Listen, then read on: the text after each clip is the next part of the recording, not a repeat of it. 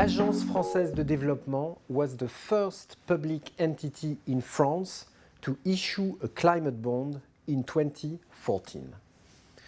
Today, we are going one decisive step further by issuing our first SDG bond in line with the ICMA Green and Social Bond principles. This SDG bond demonstrates our commitment to achieving the United Nations 2030 promise. This framework also best reflects the alignment of our activity, which has increased twofold over the last 5 years, with the environmental and social impacts that we are seeking in each and every project. In other words, the SDG bonds are another powerful way to supporting the implementation of a low-carbon and just transition that the COVID-19 crisis has only made more urgent and more vital. Accountability is AFD backbone. This is the reason why we created internally 6 years ago a sustainable development opinion mechanism.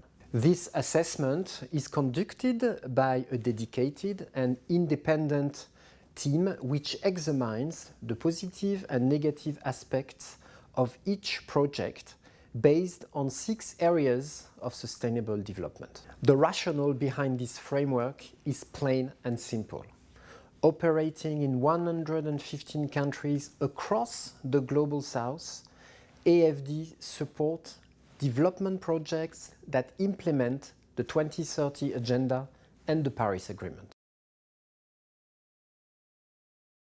Worldwide, and especially in Europe, public development banks have been at the forefront of the green bond market. I fervently believe that public development banks, which represent 10% of total global investments every year, can further inspire the financial community to embrace a just transition.